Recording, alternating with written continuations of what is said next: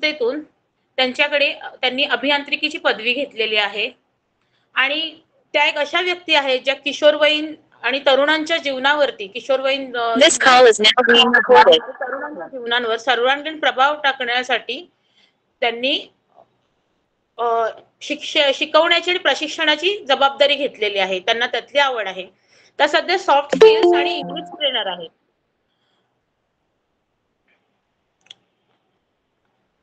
त्यांनी आतापर्यंत विद्यार्थी, रोजगार कौशल्य, ध्येय सेटिंग म्हणजे aim setting, goal setting, career नियोजन म्हणजे करिअर संबंधित गायडन्स, नेतृत्व कौशल्य, लीडरशिप, टीम वर्क आणि कम्युनिकेशन याच्यावरती त्यांनी आजपर्यंत अनेक तरुणांना प्रशिक्षण दिलेले आहे. मिडास टच हा जो हे आहे फेसबुक वरती प्लॅटफॉर्म आहे त्याच्या त्या संस्थापक आहेत, त्याच्या फाउंडर आहेत त्या. आणि अभ्यास सोडून बरंच काही ही त्यांची YouTube वरील एक मालिका आहे. त्या मालिकेद्वारे त्या तरुणांना आणि किशोरवयीन तरुणांना म्हणजे युवकांना मार्गदर्शन करतात. परत चला बोलूया इंग्लिश विंग्लिश हा त्यांनी स्पोकन इंग्लिश शिकवण्यासाठी म्हणजे इंग्लिश कसं बोलायचं हे शिकवण्यासाठी त्यांनी YouTube वर एक मालिका चालू केलेली आहे. त्याच्यातून ते शिकवतात देखील. ओके. आणि ह्या सगळ्यामध्ये त्यांनी खूप कार्य केलेलं आहे. त्या आधी क्रॉम्प्टन ग्रीव्हज लिमिटेड मशीन्स इथे कांजूरला त्या डिझाईन एक्झिक्युटिव्ह म्हणून काम करत होत्या. त्यानंतर त्यांनी सप्लाय चेन मॅनेजमेंट आणि ERP faculty SP Jain institute of management and research इथे त्या कार्यरत होत्या.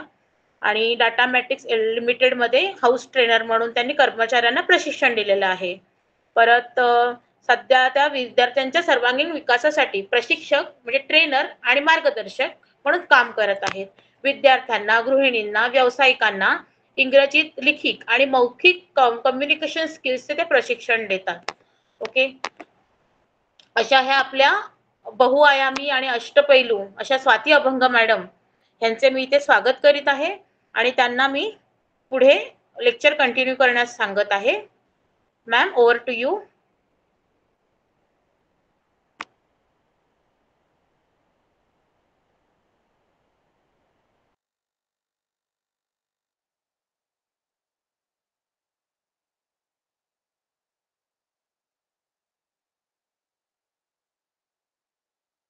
मॅम, कृपया आपला माईक बंद आहे, तो माईक सुरू करावा. सो मला वाटतं कम्युनिकेशन मधली पहिली आहे की सगळं ठीकठाक चालू आहे ना ते बघून बोलायला सुरुवात कर. So I am so sorry. Well, thank you Deepika. खूपच छान अशी माझी ओळख करून दिली आणि एवढं छान छान माझ्याबद्दल बोललं गेलं. बापरे, मला कौतुकाने एकदम भरून आलंय. पण आपण विषयाला सुरुवात करण्यापूर्वी मला विचारायचंय सगळ्यांना, तुम्ही किती जणांनी मला ह्याच्या आधी ऐकलेलं आहे? Just type me in the comment box किंवा मी म्हणून किंवा एक असं अंगठा वगैरे काहीतरी रिॲक्शन द्या. किती जणांनी? संगीता आहे, माझी मामे बहीणच आहे ती. मावशी आहेत, सुजाता, सविता मॅम, राजश्री मॅम, दीपिका वगैरे आम्ही भेटलेलो आहोत. अनुजा शिंदे मॅडम, त्यांची माझी कालच ओळख झाली. So yes, thank you. आणि कोण असे आहेत की जे मला पहिल्यांदीच म्हणजे ज्यांची माझी पहिल्यांदीच ऑनलाईन भेट होत आहे, असे किती जण आहेत?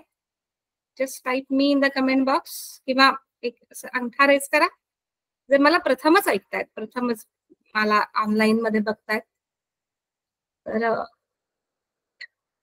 काही जण आहेत की जे मला वाटतं बहुतेक जणांची माझी ओळख आहे, त्यांनी बघितलेलं आहे मला. ओके, तर आज आपण संभाषण कला आणि त्याच्या मागचं विज्ञान किंवा त्याच्या मागचं शास्त्र हे काय असतं ते बघणार आहोत. तर मला थोडं ह्या प्लॅटफॉर्मची मला सवय नाहीये, गुगल मीटची, तर याच्यामध्ये मला थोडी अडचण येऊ शकते, तर थोडं सांभाळून घ्या ही विनंती. आपण बघूया. ओके, सो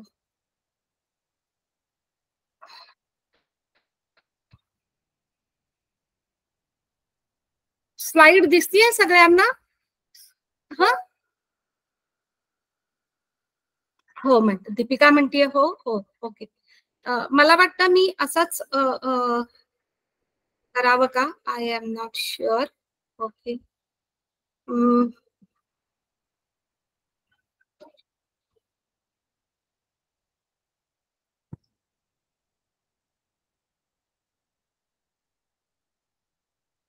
पण आज बघणार आहोत इथे.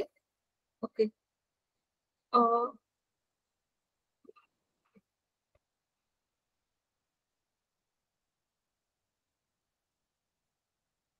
हे खाली किंवा वर कसं जायचं ह्याच्यात? पुढच्या याला कसं जायचं?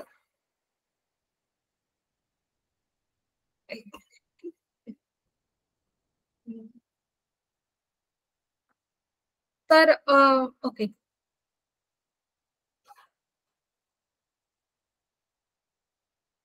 हे जे संभाषण आहे ते कुणाकुणासाठी आवश्यक आहे असं तुम्हाला वाटतंय सगळ्यांना?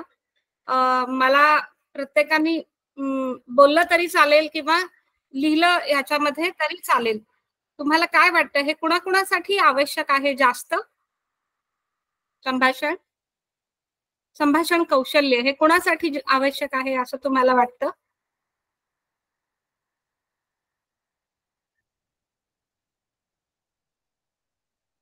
सगळ्यांसाठीच आवश्यक आहे. हो, बरोबर. कुणाला जास्त आवश्यक आहे असं तुम्हाला वाटतं? वैशाली माने म्हणतात सगळ्यांसाठीच. येस. म्हणजे सगळ्यांना क्लिअर आहे की सगळ्यांसाठी आवश्यक आहे. पण तुम्हाला माहितीये ह्याच्यातून पैसे कमवणारी कोण लोक असतात? शिक्षक. ज्यांना सगळ्यात चांगलं बोलायला लागतं ते म्हणजे शिक्षक. त्याच्यानंतर तुमचे अँकर्स किंवा कॉम्पिरियर. येस, मार्केटिंग मध्ये असणारे त्यांना दुसऱ्याला आपली किंवा आपल्या प्रॉडक्टची त्यांना गुणवैशिष्ट्य सांगायची असतात. त्याच्यानंतर पॉलिटिशियन्स ज्यांना पब्लिक स्पीकिंग खूप करावं लागतं, लोकांशी संबंध चांगले ठेवायचे असतात. तर आपल्याला हे संभाषण आपण फॉर्मल असतं किंवा इन्फॉर्मल म्हणजे आपलं घरगुती संभाषण असतं, एकास एक, 1 to 1 ज्याला आपण म्हणतो. तर असं हे जे संभाषण आहे तर ते आपल्या सगळ्यांना प्रचंड आवश्यक असतं. वकील, विमा एजंट, ऍब्सोल्युटली त्यांचे तर पैसेच त्यांना त्याच्यावर मिळतात. वकिलांना तर खोट्याचं खरं, करायचं खोटं, व्हॉट एव्हर. ऍब्सोल्युटली. तर असं हे संभाषण आहे. आणि तुमच्यापैकी किती जणींना किंवा किती जणांना वाटतं की तुम्हाला संभाषण चांगलं करता येतं किंवा मला हे जमत नाही असं किती जणांना वाटतं? जस्ट टाईप मी किंवा एक मला हे करा, अंगठा दाखवा, काहीतरी रिॲक्शन दाखवा. येस, राजश्री चाचर म्हणतात नाही जमत, सविताताई म्हणतात नाही जमत, सुजाता दुर्गुले म्हणतात नाही जमत आहे, मिनल साळखे म्हणतात नाही. ऑलमोस्ट बऱ्याच जणांना संभाषण जमत नाही. आणि इथे आपली खरंच पंचायत होत असते. तुम्हाला अनुभव असेल की आपल्याला प्रत्येकाला आपल्या मनातलं बोलायचं असतं, पण आपल्याला दरवेळी मनातलं बोलता येतं का? तुम्हाला काय वाटतं? आपल्याला प्रत्येकाला आपल्या मनातलं बोलायची इच्छा तर असते खूप, पण बोलता येतं का आपल्याला? तुम्हाला काय वाटतं? बोलता येतं नाही ना? आपल्याला प्रत्येकाला मनातलं बोलता येत नाही. याला कारण काय? तर काय होतं की तुम्हाला आपल्याला लहानपणापासून आपल्या इंडियामध्ये विशेषतः की कसं असतं की बोलू नको, मोठ्या माणसांसमोर बोलू नको, जास्त वचा बोलू नको, जास्त मोठ्याने बोलू नको, आणि मला हे आवडत नाही, मला ते आवडत नाही असं म्हटलं लहानपणी तर कधी कधी आपल्याला मार मिळालेला असतो. मग आपण कधी कधी मार मिळायला नको म्हणून कधी खोटं बोलतो, कधी तिथून पळून जातो. आणि असं करत करत आपल्या मनातलं आपण आपल्या मनात साठवायला शिकतो. कितीतरी मुली, मला वाटतं जवळजवळ 100% मुलींना असं सांगितलं जातं की आतापासूनच तुझं सासरी जाण्यासाठीचं ट्रेनिंग सुरू आहे. म्हणजे तुम्ही छोटीशी जरी चूक केली तरी तुमच्या आईला टेन्शन येतं की तिचं सासरी कसं होईल. मग आई पटकन बोलून जाते, अगं काय हे सासरी असंच करणार आहेस का? असंच वचा बोललीस सासरी तर काय होईल तुझं? बघ, शब्द खाली पडू देऊ नकोस एक पण. आणि मग मला येऊन सांगायचं नाही की तिथे हे होत नाही. म्हणजे एकूणातच सासरी गेल्यावर परत एकदा अजिबातच आपल्या मनातलं बोलायचं नाही, आपण काहीही आपलं मत व्यक्त करायचं नाही. किंवा मोठ्यांच्या मध्ये तोंड घालायचं नाही. अशा कितीतरी गोष्टी, कितीतरी संस्कार आपल्यावर झालेले असतात. तुम्हाला पटतंय मी काय म्हणते ते, आणि त्याच्यामुळे आपल्याला बोलता येत नाही, हे तुम्हाला पटतंय? किती जणांना? हे दीपिका म्हणते हो. येस. तुम्हाला अजून एखादं काही उदाहरण द्यायला आवडेल का? द्यायचं असेल तर जरूर द्या. लिहून ठेवा किंवा लिहून पाठवा, किंवा जस्ट हँड रेज करा आणि मग आपण बोलूया. पण मला वाटतं आपण हे नंतर बोलूया. आता फ्लो मध्ये आपण जाऊया पुढे. या. सो बोलता न येण्याची खूप सारी कारणं आहेत, पण एक आहे की जर मी माझ्या मनातलं बोललो तर मी कुठेतरी अडचणीत येईल, हे आपल्या सगळ्यांच्या मनामध्ये पक्का असतं, बरोबर? की मी जर मला जे वाटतंय ते आता बोलले किंवा बोललो तर मी अडचणीत येईल, आणि म्हणून आपण आपल्या मनातलं बोलत नाही, आपण मनात साठवून ठेवतो. याचे बरेच दुष्परिणाम होतात, ते आपण नंतर बघूया. ओके. आणि कधी कधी आपल्याला का बोलायचंय, कधी कधी असं होतं की मला का बोलायचंय हेच मला स्पष्ट नसतं. आपली अशी ततपप होते, एखादी अधिकारी व्यक्ती असेल, सासरची माणसं असतील, किंवा कुठेतरी कामाच्या ठिकाणी, पण आपल्याला नक्की का बोलायचंय, मला का बोलायचंय, मला माझं मत व्यक्त काय करायचंय, मी माझं मत व्यक्त नाही केलं तर काही अडणार आहे का माझं, हे थोडंसं आपल्याला अस्पष्ट असतं. त्याच्यानंतर कधी कधी काय बोलायचं हे स्पष्ट नसतं आपल्याला, म्हणजे शब्दात सुचत नाहीत नीट. आणि कधी कधी मी जर बोलले माझ्या मनातलं तर काय प्रतिसाद येईल हे एक मला माहिती नसतं, आणि मग अशा वेळेला पण आपण बोलत नाही. म्हणजे आपण काय म्हणतो, नाही नाही आता मी जर बोलले तर त्याचा काहीतरी वेगळाच प्रतिसाद येईल, तर मी आता न बोललेलंच उत्तम, किंवा समोरच्याची रिॲक्शन, त्याचा प्रतिसाद काय येईल, नको बाबा काहीतरी भलतंच नको व्हायला, तर मग आपण, किंवा तो नक्की काय बोलेल. कधी कधी कसं होतं की आपल्याला सासूला किंवा एखाद्या घरातल्या मोठ्या व्यक्तीला आपल्याला सांगायचं असतं की आपण असं नको करूया, आपण तसं करूया, की सासूबाईंच्या काहीतरी मनात वेगळं असतं, तुमच्या मनात वेगळं असतं, नवऱ्याच्या मनात काहीतरी वेगळं असतं, तुमच्या मनात काहीतरी वेगळं असतं, आणि नवऱ्यापेक्षा वेगळं, सासूपेक्षा वेगळं काहीतरी, किंवा घरातल्या मोठी जाऊ वगैरे, अधिकारी व्यक्ती की ज्यांचा जास्त अधिकार आहे तुमच्यापेक्षा, त्यांची नक्की काय प्रतिक्रिया होईल हे तुम्हाला माहिती नसतं. तुम्ही अशा वेळेला म्हणता जाऊ दे मरू दे, जे चाललंय ते चालू दे, त्यांच्या मताप्रमाणे तर त्यांच्या मताप्रमाणे, पण तुम्हाला काहीतरी वेगळं करायचं असतं. असे अनेक प्रसंग आपल्या आयुष्यात घडत असतात. कधीतरी आपल्याला माहिती द्यायची असते की सासूबाई विचारतात किंवा इतर कोणी विचारतात, हा मग काय झालं, आणि आपल्याला ती माहिती द्यायची असते, पण आपल्याला ती माहिती देता येत नाही नीट, कारण आपल्याला वाटतं की मी जर ही माहिती दिली तर पुन्हा समोरचा माझ्यावर रागावेल, किंवा मला जे हवा आहे तो माझ्या दृष्टिकोनातून परिस्थितीकडे बघणार नाही, असं काहीतरी आपलं होतं. किंवा तर कधी आपल्याला माहिती विचारायची असते, मग बरं मग काय झालं तिकडं, समोरचा आपल्याला खरी माहिती देत नाही, म्हणजे तिथे पण असं संभाषण तुटल्यासारखं वाटतं, किंवा तिथे आपल्याला कम्युनिकेशन गॅप आहे असं वाटतं. तुम्ही कधी कधी कामाच्या ठिकाणी बॉसला कन्व्हिन्स करायचा प्रयत्न करता की तुम्हाला प्रमोशन का द्यायला हवं, किंवा तुम्हाला दुसरं कामाचं तुमचा रोल का बदलायला हवा वगैरे, हे तरी तुम्हाला मनात वाटत असतं बॉस आपला ऐकणार नाही म्हणून, पण मग तुम्ही कधी कधी हेजिटेट करता. असे बरेच प्रसंग असतात.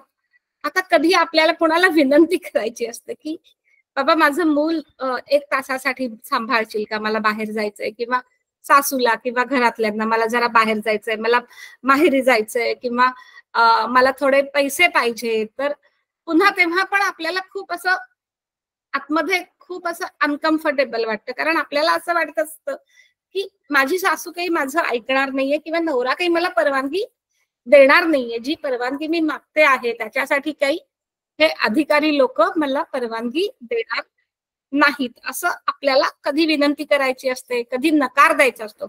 हा नकार आपल्याला अनेकदा कुणीतरी पैसे मागतं, कुणीतरी आपल्याकडे वेळेची मागणी करतं की बाबा माझं मूल सांभाळ, किंवा मला तुझी साडी दे, किंवा मला तुझं असं काहीतरी दे, किंवा मला थोडं माझ्या बरोबर येते का इकडे तिकडे डॉक्टरकडे वगैरे वगैरे, आणि तुम्हाला ते शक्य नसतं त्यांच्या बरोबर जाणं त्यावेळेला. पण हा नकार सुद्धा आपल्याला स्पष्टपणे द्यायला जमत नाही. कारण काय होतं, पुन्हा एकदा तेच आपल्यावर अगदी लहानपणापासून संस्कार झालेले असतात ते असे, की नकार दिला तर समोरच्याचं मन दुखावे. तर समोरच्याचं मन दुखावलं जाऊ नये, आपलं नातं अडचणीत येऊ नये. त्या माणसाचा जो आपल्या आयुष्यावर जो काही प्रभाव आहे, त्याला कसा नकार देणार? एखाद्याने खूप काहीतरी आपल्यासाठी कधी काळी केलेलं असतं, त्याला कसा नकार देणार? आईला कसा नकार देणार? किंवा अशा अनेक गोष्टी. तर एक गंमत सांगते आता. हे कम्युनिकेशनचंच उदाहरण देते. मी एका माझ्या मैत्रिणीकडे गेले होते आणि तिची आई सतत तिला फोन करत होती आणि ती तो फोन उचलत नव्हती. मी म्हटलं, "अगं, फोन उचल, तुझ्या आईचं काहीतरी महत्वाचं काम असेल." तर ती म्हणाली, "नको, नको. मला आता ना आईशी बोलायला जमणार नाही." आणि मग मी जर तिला सांगितलं, की "आई, मला आत्ता तुझ्याशी बोलायला वेळ नाहीये. मी थोडं नंतर फोन करते." तर माझ्या आईला काय वाटेल? तिला वाटेल, की बघा, माझ्या मुलीला माझ्यासाठी वेळ नाही. मला खूप आश्चर्य वाटलं ह्या गोष्टीचं. कारण माझं लग्न झालं तेव्हा माझी आई मला सकाळचे फोन करायची.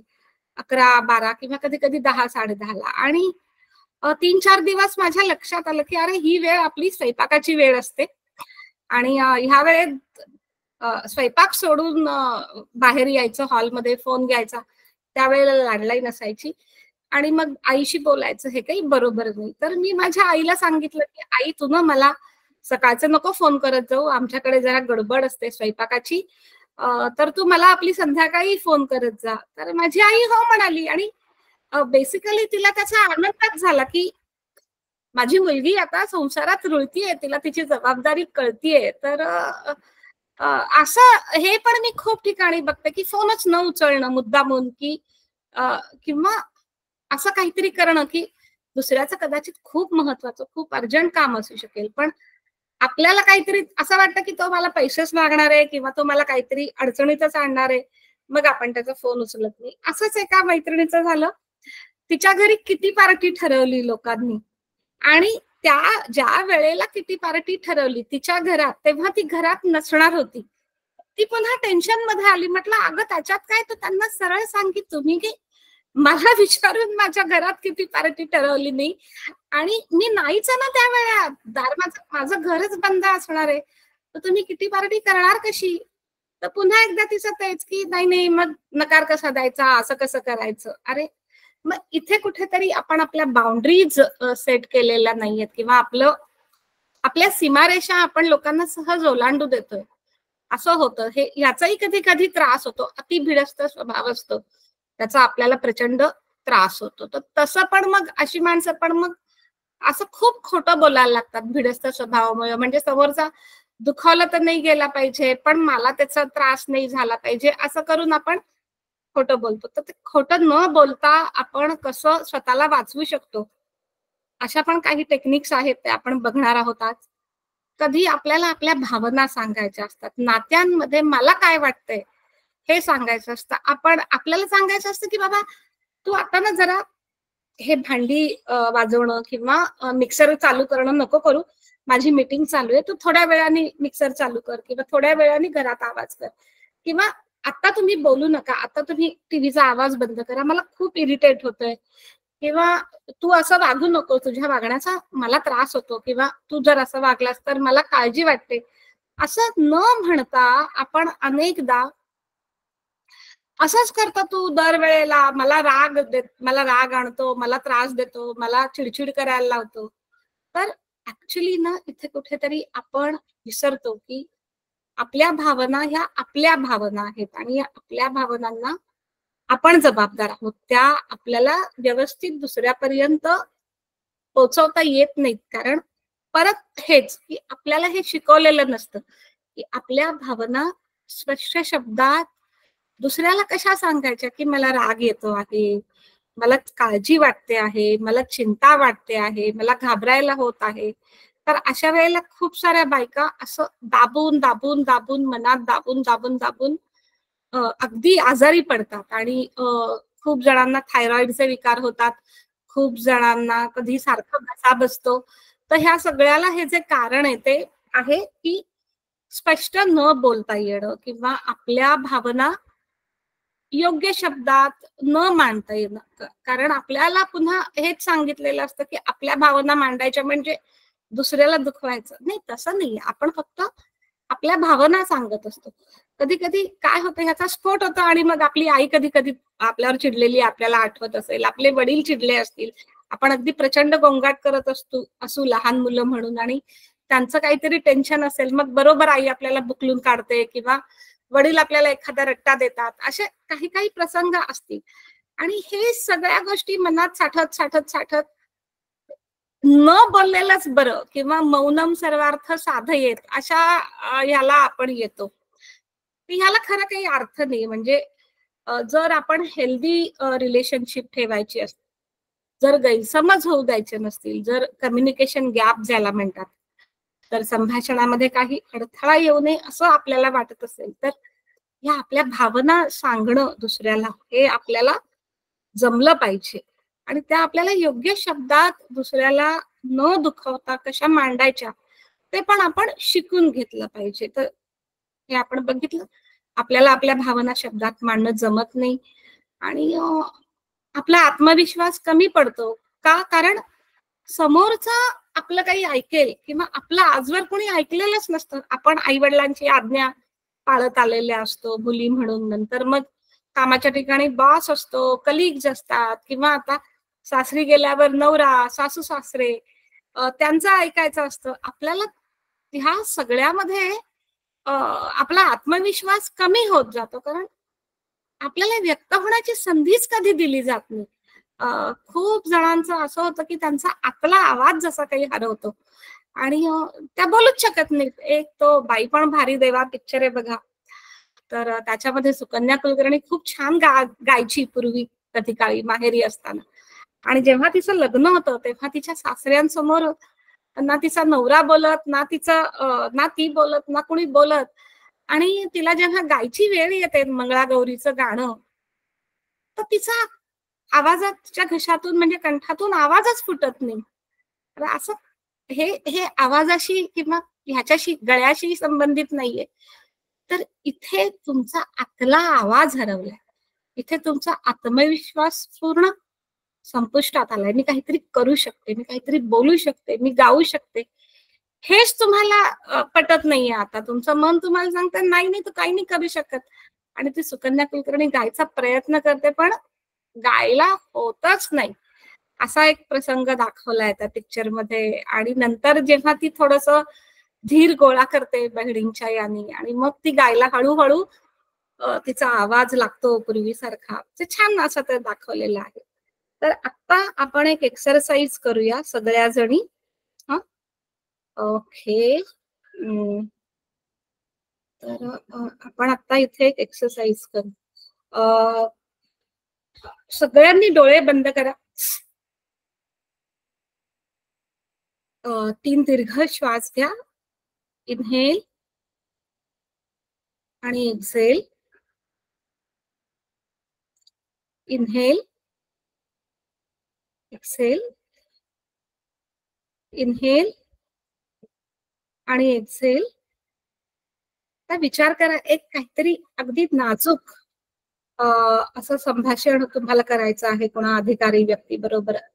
ती सासू असेल, बॉस असेल, नवरा असेल, कुठली तरी तुमच्या मनातली गोष्ट त्या माणसाला सांगायची आहे, पण तो तुम्हाला अख्खा खाऊन टाकेल अशी तुम्हाला भीती आहे आणि म्हणून तुम्हाला बोलायला जमत नाहीये. तर आता असं मनामध्ये आणा की तुमच्याकडे ना एक तुमचा एक देव आहे आवडता आणि तो तुमच्या समोर उभा राहिलाय आता. तो गणपती असेल, महादेव असेल, पार्वती असेल, दुर्गा असेल, कोणी असेल, लक्ष्मी असेल. आणि तुम्ही त्या गणपतीला, त्या देवाला तुम्ही विनंती करताय की मला ह्या माणसापेक्षा मोठं कर. आणि गणपती तुमच्यावर असं जादूची कांटी फिरवतो किंवा देवी दुर्गा तुम्हाला म्हणते तू माझंच बाळ आहेस बाळा, काही काळजी करू नको, तू मोठी होतीयस. असा विचार करा की तुम्ही मोठे मोठे मोठे होत चालले. तुम्ही 5 फूट आहात, 6 फूट झालात, 7 फूट झालात, 8 फूट, 9 फूट, 10 फूट. 1 मजल्यापेक्षा तुम्ही 2 मजल्यापर्यंत तुमची उंची गेली, 20-25 फूट एकदम मोठे असे झालेले आहात, त्या माणसाकडे तुम्ही असं वरून असं एकदम खाली बघताय आणि तो माणूस तुम्हाला दिसतही नाहीये, जवळजवळ असं एकदम छोटे बाळ कसं दिसतात आपल्याला तसं तो माणूस दिसतोय. तुम्ही अजून अजून अजून मोठे होताय. जवळजवळ 500 फूट अशी तुमची उंची आहे आणि एकदम जाडजूड असा देह आहे. तुम्ही एकदम आकाश, पाताळ, पृथ्वी सगळं व्यापून टाकलंय आणि तो माणूस अक्षरशः एखाद्या किड्या मुंगीसारखा तुमच्या समोर आहे. आता तुम्ही काय करता? तुमच्या पायामध्ये तुमचा आवडता शू आहे. म्हणजे चप्पल आहे, बूट आहे, सँडल आहे, जे काही आहे ते अत्यंत आवडतं, कम्फर्टेबल असं शूज आहे. आणि त्या पायाखाली तुम्ही तुमच्या टाचेखाली त्या माणसाला आता चिरडून टाकता आहात. एकदम असं असं करून. हं?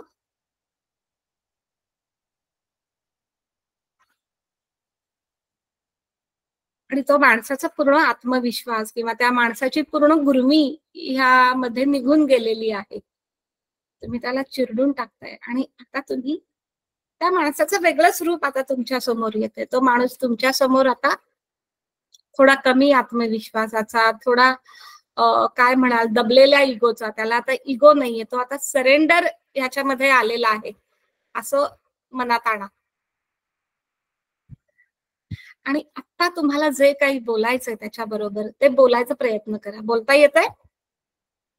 आता बोलून बघा. आता त्याला सांगून बघा तुमच्या मनात काय आहे ते. आता बोलून बघा काय होतंय. आता बोलता येतंय का बघा. तुम्ही त्याला सांगू शकता का तुमच्या मनातलं बघा.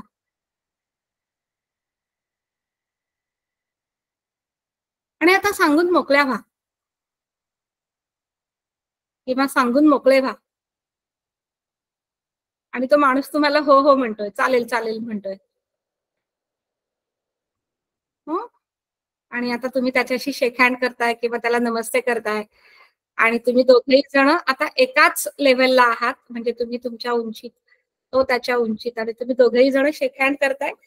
तुम्ही दोघेही जण एकमेकांना नमस्कार करताय आणि एकमेकांना थँक्यू म्हणताय, एकमेकांना अभिवादन करताय. आणि आता आपण ह्या प्रोजेक्टवर एकमेकांचं ऐकत ऐकत पुढे जाऊ असं तुमच्या दोघांमध्ये सामंजस्य करार झालाय जसं काही असं समजून हात एकमेकांवर घासा आणि डोळ्यांवर हात ठेवा आणि खाली बघत हळूहळू डोळे उघडा.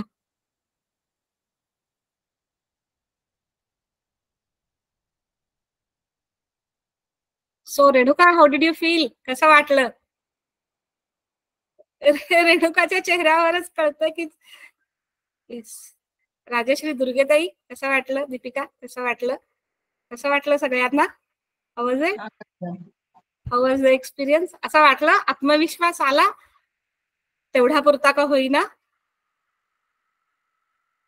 सगळ्यांना एकदम अशी भडास बाहेर निघाल्यासारखी वाटली. खूप छान वाटलं, हलकं वाटलं.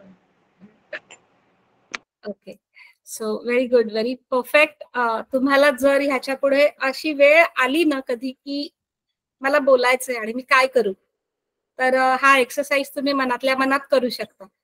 थोडा धीर गोळा करून तुम्ही त्या माणसासमोर, माणसाच्या पुढे बोलायला जाऊ शकता. ओके. आता काही तुम्हाला मी आतापर्यंत जे बोलले ते सगळं पटलंय? म्हणजे मी जे बोलले ते तुम्हाला योग्य वाटलंय की तुम्हाला काही मुद्दा मांडायचा आहे तुमचा स्वतःचा की आपल्याला का नाही बोलता येत आणि आपण का नाही बोलू शकत, त्याच्यावर कशी मात करायची ते आपण ठेवलेलंच आहे याच्या पुढे. पण आता तुम्हाला असा काही अजून एखादा प्रसंग तुम्हाला सांगायचा आहे का मला की जो थोडासा नाजूक आहे किंवा तो आपण नंतर घेऊया दीपिका, प्रेझेंटेशन झाल्यावर कसं करूया? येस मॅम, तुम्ही लेक्चर कंप्लीट करा. मग ह्यांचे कोणाचे काही मुद्दे आहेत चालेल. आणि काही प्रश्न असतील ते आपण नंतर घेऊया.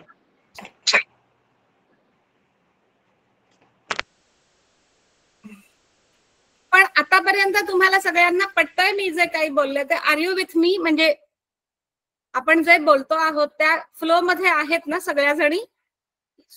ठीक आहे, थँक्यू सो मच.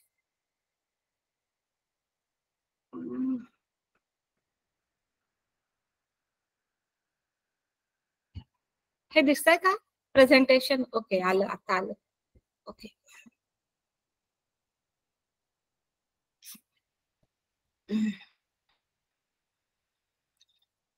आता आपण हा एक्सरसाइज केला. तुम्हाला जर एखाद्याबद्दल खूप राग साठला असेल मनात, खूप वर्ष त्या माणसाबद्दल राग साठला असेल, तर तुम्ही एक काम करू शकता. एखाद्या निर्जन ठिकाणी जायचं, कोणी ऐकणार नाही आपलं असं बघायचं आणि मोठमोठ्याने ओरडायचं. त्या माणसाला तुम्ही शिव्या देऊ शकता किंवा त्याला ओरडू शकता, किंवा किंवा तुमच्या घरामध्ये तुम्ही अक्षरशः धुपटणं, लाटणं जे काही येईल ते घेऊन उशीला मारायचं आहे. त्या माणसाबद्दलचा राग मनातून जाण्यासाठी तुम्ही उशीला मारू शकता. अशा बऱ्याच काही टेक्निक्स आहेत की जेणेकरून आपल्या मनामध्ये जे राग आहे, जसं मगाशी दीपिका म्हणाली भडास, म्हणजे एवढे दिवस साचलं होतं ना, ते बाहेर काढायला मला मिळालं. तर धाड धाड धाड असं आपण केलं, त्या उशीला मारलं किंवा गादीला मारलं, तर ना तुमचं लाटणं हे होणार आहे किंवा ना ते काय धुपाटणं आहे ते तुटणार आहे. पण तुमच्या मनातला जो राग आहे ना, तो त्या कृतीनं निघून जाईल आणि मग तुम्ही क्लिअरली विचार करू शकाल की मला काय बोलायचंय, मला नक्की काय करायचंय, आणि मग तुम्ही पुढे त्याच्याशी व्यवस्थित बोलू शकाल. आता एक अडचण मला बरेच लोक सांगतात, इव्हन इंग्लिशमध्ये मी जेव्हा इंग्लिश शिकवते तेव्हा तर हे होतच होतं, पण मराठीत सुद्धा लोकांना ना योग्य शब्द आठवत नाहीत आणि काहीतरी ततपप आपली होते. बॉस असेल समोर, आपली आई असेल, कुणीही असेल, आपल्याला योग्य शब्द सुचत नाहीत, आपण काहीतरी वेगळंच बोलून जातो. आज सकाळीच मला कोणीतरी म्हटलं की तुमच्या मनामध्ये विचारांचा कोलाहल चालू आहे आणि त्या कोलाहलातून विचार मंथन चांगलं होत आहे. मी म्हटलं अहो, कोलाहल जेव्हा चालू असतो मनामध्ये विचारांचा, तेव्हा माणूस एकदम काय म्हणूया आपण गर्भगळीत होतो, त्याला काहीच कळत नाही, त्याला क्लॅरिटी नसते. तर तर तुम्ही कोलाहल हा शब्द नका वापरू. इथे तुम्ही असं म्हणा की तुम्ही खूप विचार करत आहात किंवा चहू बाजूंनी एखाद्या परिस्थितीचा विचार करत आहात आणि तुम्हाला तुमचे विचार मांडायला चांगलं जमतंय असं. तर असं आपलं योग्य शब्द सुचत नाहीत, याला कारण आहे की आपल्या आजूबाजूला जी माणसं असतात त्यांचं शब्द भांडार इतकं चांगलं नसेल, त्यांचं शब्द त्यांना चांगले सुचत नसतील. तर माझ्या सुदैवानं काय झालं, माझे आई वडील दोघेही शिक्षक असल्यामुळं त्या दोघांचंही बोलणं हे चांगलं होतं. म्हणजे स्पष्टपणे दुसऱ्याशी बोलणं, कुठल्याही गोष्टीवर चर्चा करणं हे आमच्या घरी होत होतं. सुदैवानं माझ्या वडिलांचं MA झालं असल्यामुळं भाषांमध्ये त्यांचं भाषांवर प्रभुत्व आहे आणि त्यांना साहित्याची आवड आहे. मराठी साहित्याची त्यांना आवड आहे. मराठी साहित्यामध्ये MA झालेला असल्यामुळं त्यांची भरपूर पुस्तकं होती. माझ्या लहानपणी, आपल्या लहानपणी तुम्हाला आठवत असेल ना, टीव्ही होता ना, मोबाईल होता ना, काही होतं. मित्रमैत्रिणींबरोबर खेळणं किंवा पुस्तकं वाचणं हेच आपण करायचो. तर मला अगदी 4.5 वर्षाची असल्यापासून माझ्या वडिलांनी छोटी छोटी पुस्तकं, जी सिनियर KG मध्ये, पहिलीमध्ये वगैरे मुलं वाचू शकतील अशी पुस्तकं द्यायला सुरुवात केली. तर मी ऑलमोस्ट 4.5 पावणे 5 वर्षाची असल्यापासून पुस्तकं वाचते. तर मराठी साहित्याची प्रचंड आवड असल्यामुळं असं होतं की मला लिहिता पण येतं, मला बोलता पण येतं, मराठीत पण आणि इंग्लिशमध्ये पण. माझं इंग्लिश चांगलं असण्याला माझे मिस्टर बहुतांशी जबाबदार आहेत, पण ऑब्विसली पुन्हा शाळेमध्ये खूप चांगले शिक्षक लाभले. आपल्याला हे वातावरण नाही मिळालंय, पण आता तुम्ही सुरुवात करा. आता तुम्ही चांगली पुस्तकं वाचायला सुरुवात करा. उद्याचा जो लेख आहे माझा, वाचाल तर वाचाल ह्या विषयावर, तो आवर्जून वाचा आणि त्याच्यामध्ये मी तुम्हाला काही पुस्तकांची यादी देणार आहे. तर काही पुस्तकं वाचायला सुरुवात करा. जेवढं तुम्ही साहित्यावर प्रेम कराल, तुम्ही बघाल जी लोक चांगलं बोलतात, चांगलं लिहितात, त्यांना साहित्याची आवड असते. साहित्याची आवड असल्याशिवाय माणसाला शब्द सुचत नाहीत. आता हे माझं वैयक्तिक मत आहे, पण त्याचा तुम्हाला डेफिनेटली उपयोग होईल. अजून एक म्हणजे आपण आतापर्यंत ना ही कला काइंड ऑफ की हे करता आलं तर, ते करता आलं तर, असं झालं तर, तसं झालं तर, हे समजून घेऊ, असं समजून घेतलं की मला का नाही बोलता येतं ते तर कळलं, पण आता ह्याच्या पुढे काय करायचं. ठीक आहे ना, आम्हाला बोलता येत नाही हे तर आम्हालाही माहितीये, पण मग करायचं काय. तर ह्या संभाषणाचं एक शास्त्र आहे किंवा विज्ञान आहे. आपल्याकडे कुठलीही गोष्टीचं विज्ञान म्हणजे काय, तर 1 + 1 = 2. म्हणजे जर तुम्ही काही अप्लाय केलं, तुम्ही जर ती टेक्निक्स अप्लाय केली, तर त्याचा तुम्हाला डेफिनेटली तेच रिझल्ट मिळाले पाहिजेत. जर तुमचं इनपुट अमुक एक आहे, तर डेफिनेटली तमुक एकच तुम्हाला त्याचा रिझल्ट मिळाला पाहिजे. ही आता इथे कला नाही. कलेमध्ये कसं असतं, प्रत्येक जण आपल्या आपल्या अंगानं त्याचा आविष्कार करतो. पण शास्त्रज्ञाला किंवा सायन्सला किंवा विज्ञानाला तशी मुभा नसते. विज्ञानाला एक इनपुट, त्याला एक आउटपुट, हे फिक्स असतं. तर हे काय समजून घ्यायचंय त्याच्या मागचं ते आपण बघूया. NLP मध्ये असं म्हटलं जातं, न्यूरो लिंग्विस्टिक प्रोग्रामिंग मध्ये, की तुम्ही काय बोलता यापेक्षा कसं बोलता हे महत्वाचं आहे. आता जेव्हा मी तुमच्या बरोबर बोलते आहे, तेव्हा मी तुमच्या बरोबर संवाद साधण्याचा प्रयत्न करत आहे. ह्या वेळेला मी काय करते, तर माझ्या डोक्यातल्या ज्या काही आयडियाज आहेत त्या मी तुमच्या मेंदूमध्ये ट्रान्सफर करण्याचा प्रयत्न करते आहे. आणि त्या ट्रान्सफर करताना मी किती इफेक्टिव्हली ट्रान्सफर करत आहे ह्याच्यासाठी NLP आपल्याला सांगते की तुम्ही कसं बोलता, तर तुमचा आवाजाचा टोन कसा आहे. मी जर मोनोटोनसली बोलले, तर आता NLP आपल्याला काय सांगतंय हे मी तुम्हाला सांगते. NLP असं म्हणतं, असं जर मी एकसुरी बोलले तर तुम्ही झोपून जाल. जर मी तुमच्याशी संवाद साधण्याचा प्रयत्न केला नाही, मी जर तुम्हाला असं म्हटलं नाही की अच्छा type in the comment box किंवा तुमची रिॲक्शन द्या, तर तुम्ही माझं ऐकताय की नाही हे मला कसं कळेल. जेव्हा तुम्ही माझ्या समोर असाल तेव्हा मी तुम्हाला समोरासमोर तुमच्या डोळ्यामध्ये बोलतीये, बघतीये, तुमच्या चेहऱ्यावरचे हावभाव बघतीये, तुम्हाला कळलं का हे बघतीये. तर त्याच्यामुळे संवाद साधला जातो. तर संवादामध्ये NLP सांगते 3 गोष्टी खूप महत्वाच्या आहेत. सगळ्यात महत्वाचं आहे आपली देहबोल, ही 55% काम करते. म्हणजे असं म्हटलं जातं की तुमची जी एनर्जी आहे ना, तीच तुम्ही बोलण्याआधी समोरच्या पर्यंत पोहोचते. म्हणजे जर तुम्हाला एखाद्याबद्दल राग आहे आणि तुम्ही त्याला रागा वैतागानं फीडबॅक देणार असाल, तर तो फीडबॅक काम नाही करणार. तुम्ही फक्त तक्रार कराल, त्याचे तुम्ही भांडण करून घ्या. पण हे त्याला आधीच कळतं. कशामुळे कळतं, तर तुमच्या देहबोलीवरून किंवा तुमच्या बॉडी लँग्वेजवरून. तर ही देहबोली आपली 55% काम करते. दुसरं आहे आपला आवाजाचा tone. I love you, thank you so much. ह्या ज्या गोष्टी आहेत ह्या अशाच हळूवारपणे म्हणायच्या असतात. तुम्ही आय लव्ह यू वेगळ्याच टोन मध्ये बोललात किंवा थँक्यू किंवा थँक्स असं जर वचकन बोललात, तर त्याला काही अर्थ राहणार नाही ना. म्हणजे त्या शब्दाला किंमत नाहीये. 55% जे तुमची देहबोली सांगतेय, आणि देहबोली कधीही चुकत नाही, कारण तुमची देहबोली ही तुमच्या सबकॉन्शियस माइंडनी गव्हर्न होत असते. ती तुमच्या कॉन्शियस माइंडनी नाही गव्हर्न होत. त्याच्यामुळे तुम्ही तुमची बॉडी कधीही खोटं बोलत नाही. तुम्ही जे बोलताय ते खोटं आहे हे समोरच्याला कळतं. कशामुळं, तर तुमच्या देहबोलीमुळं. तुमची देहबोली काहीतरी वेगळंच सांगत असते त्याला, आणि तुमचे शब्द काहीतरी वेगळेच सांगत असतात. एकदा असंच एका बाईनी माझं कौतुक करायचा प्रयत्न केला, पण तिला बिलकुल करायचं नव्हतं. ती म्हणे, असं एकदम चेहरा पाडलेला, असं हे केलेलं, चांगले झालेत लाडू, चांगले झालेत, छान झालेत, चांगले झालेत. आणि तेच दुसऱ्या दी माझी मैत्रीण मला म्हणाली, अरे स्वाती मस्तच झालेत ग लाडू, तुझा अगदी हात बसलाय ह्याच्यावर. मी म्हटलं हो हो बसलाय बसलाय. लगेच आपल्याला कळतं की कोण कसं बोलतं, कोण काय बोलतं, कोण चेहरा पाडून बोलतं, कोणाची देहबोली कोणी वेगळीच आहे, आवाजाचा टोन कसा आहे, ह्याच्यावरून आपल्याला हे कळतं. आणि उरलेले फक्त 15% आपण काय बोलतो, कसं, म्हणजे आपली शब्दरचना, आपले वाक्य, आपली भाषा शैली, आपलं भाषा प्रभुत्व, हे जेमतेम ऍक्च्युली 7% ते 15%, मॅक्झिमम 15% काम करतं. उरलेलं सगळं आपली देहबोली आणि आपल्या आवाजाचा टोन ह्याच्यावर अवलंबून असतं. तर कधी कधी कसं असतं, काही लोकांना काय बोलायचं ते कळत नाही. असं म्हटलं जातं की महात्मा गांधी हे चांगले वक्ते नव्हते, पण त्या माणसाची जी कळकळ होती ना, ती महाप्रचंड होती. आणि त्याच्यामुळे गांधीजींच्या मागे सगळा देश गोळा झाला. ते कुठल्याही ह्याच्यामध्ये गेले नव्हते, प्रबोधिनीमध्ये गेले नव्हते शिकायला की कसं चांगलं बोलायचं, कसं श्रोत्यांवर आपला हे पाडायचा.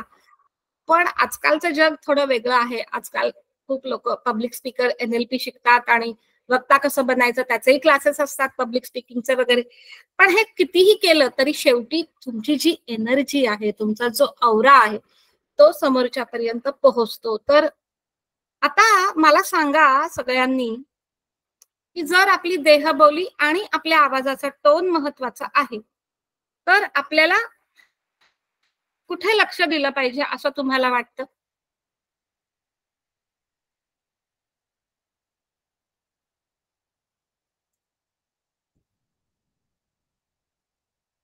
Type in the comment box, Rajashree madam. आता आपल्याला कळलं की 55% देहबोली, 33%, 30 ते 33, 38% आपला आवाजाचा टोन आणि उरलेले 7 ते 15% तुमची शब्दरचना. तर आपण कशावर बोललं पाहिजे, आपण कशावर लक्ष दिलं पाहिजे जास्त असं तुम्हाला वाटतं?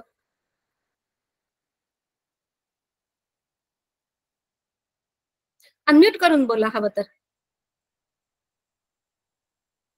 मग आपण जे एवढे दिवस हे करत होतो, काय म्हणू आपण, जे कसं बोलायचं, काय बोलायचं ह्याच्याकडे जे लक्ष देत होतो, माझी भाषा कशी असली पाहिजे याच्याकडे लक्ष द्यायला पाहिजे की इतर कुठल्या तरी गोष्टीकडे लक्ष द्यायला पाहिजे? काय वाटतं तुम्हाला? डोळे पण मेन आहे ना मॅडम. डोळे जेव्हा तुम्ही ऑनलाईन मध्ये किंवा ऑफलाईन मध्ये जेव्हा नाही. डोळ्यात बघून offline, बोलणं, शब्दोच्चार आणि टोन, येस, आपला शब्दोच्चार आणि टोन हे महत्वाचं आहे. डोळे महत्वाचे आहेत, म्हणजे आय कॉन्टॅक्ट महत्वाचा आहे. अजून काय महत्वाचं वाटतं तुम्हाला? बोलण्यातला कॉन्फिडन्स. बोलण्यातला कॉन्फिडन्स. अजून देहबोली आणि आवाजाचा टोन. बरोबर. आपलं सगळं लक्ष पर्सनॅलिटीकडे, देहबोली, आवाजाचा टोन मेनली. प्रेझेंटेशन. हा, प्रेझेंटेशन स्वतःच. स्वतःचं प्रेझेंटेशन म्हणजे तुला असं म्हणायचंय का की तू किती चांगली साडी नेसलीयस, की तू किती बोलतीयस? म्हणजे आपण जेव्हा समोरच्याशी बोलतो वगैरे, ते आपण किती कॉन्फिडेंटली बोलतो. कारण आपला आत्मविश्वासच दाखवतो की आपण जे बोलतोय ते किती योग्य आहे किंवा समोरच्यावर किती इम्पॅक्ट पाडू शकतं, ते आपल्या कॉन्फिडन्स मधूनच ठरतं. बरं. हा, आपल्याला समोरच्यावर इम्पॅक्ट पाडायला बोलायचंय का? नाही, फक्त इम्पॅक्ट नाही, परंतु आपलं जे काही आपण बोलतोय ते समोरच्यापर्यंत पोहोचलं पाहिजे. त्याचा जे काही आपण ज्या उद्देशाने बोलतोय त्याचा योग्य उद्देश समोरच्याला समजला पाहिजे. ओके. आणि पटला पाहिजे, सगळ्यात महत्वाचं. त्याला पटलं पाहिजे. बरोबर. हा, ओके. अजून कोणाला काही सांगायचंय? अजून कोणाला वाटतं की आपण कशावर काम केलं पाहिजे? जर आपल्याला संवाद कलेमध्ये यशस्वी व्हायचं असेल, आपल्याला हे संभाषणाचे शास्त्र आपल्याला उकलून घेतलंय आता आपण, तर आपल्याला नक्की कशावर काम करायला पाहिजे? आपल्याला जे बोलायचंय ना मॅडम, त्याचे पॉइंट काढले पाहिजे, म्हणजे त्या विषयाला अनुसरूनच बोलता आलं पाहिजे. म्हणजे हा एक मुद्दा मी विसरले. Thank you so much. एक काम तुम्ही करू शकता की जर खूप मोठं प्रेझेंटेशन द्यायचंय, इव्हन बॉसशी समोरासमोर बोलायचंय, तुमचं अप्रेझल आहे किंवा इतर काही आहे, प्रोजेक्टची मांडणी आहे, तर तुम्ही पॉइंट काढून लिटरली आरशासमोर उभं राहून तुम्ही 1 ते 10-15 मिनिटाचं स्पीच तयार करू शकता आणि त्याची प्रॅक्टिस करू शकता. आज मी जे हे इथे बोलायला आले याचं प्रेझेंटेशन मी सगळ्यात आधी बनवलं 2 दिवस आधी. ते 2-3 जणांना पाठवलं, त्यांचा फीडबॅक घेतला. दुर्दैवानं मला हे प्रेझेंटेशनची हे करायला नाही मिळाली, प्रॅक्टिस करायला नाही मिळाली. पण जर प्रॅक्टिस केली असती तर अजून मला चांगली उदाहरणं देता आली असती. पण प्रॅक्टिस केली ना तर कॉन्फिडन्स वाढतो, हे बरोबर आहे. पण ते सुद्धा ना, आता आपण हे जे आहे ना, प्रॅक्टिस करणं, बोलणं किंवा आवाजामध्ये कॉन्फिडन्स आणणं, ह्या सगळ्या गोष्टी ना थोड्याशा बाहेरच्या आहेत, बाह्य गोष्टी आहेत. तर आपल्याला आतमध्ये जे आहे ना आपलं, ते आपल्याला चांगलं करायचंय. जर तुम्ही कळकळीनं बोललात, तुम्ही आता बघा लता मंगेशकर गाणं गाते आणि आई गाणं गाते. आपण जेव्हा लहान असतो तेव्हा आपण आपल्या आईचा आवाज ऐकून आपण शांतपणे झोपी जातो ना. आपल्या आईच्या आवाजानं आपण झोपी जातो. आपली आई जेव्हा अंगाई म्हणते तेव्हा आपण झोपी जातो. का? तर आपल्या आईची आपली नाळ जुळलेली असते. तर ही जी नाळ आहे ना, ही आपल्याला जोडायची आहे. तर त्याच्यासाठी आपल्याला सगळ्यात आधी आपल्या एनर्जीवर काम करायला लागेल. आपण आता थोडं पुढे जाऊया, प्रेझेंटेशन घेऊया आणि याच्या पुढचं विवेचन करूया. चालेल? All set? चालेल, आपण जाऊया पुढे. की काही डोक्यामध्ये हे आहे, शंका कुशंका आहेत?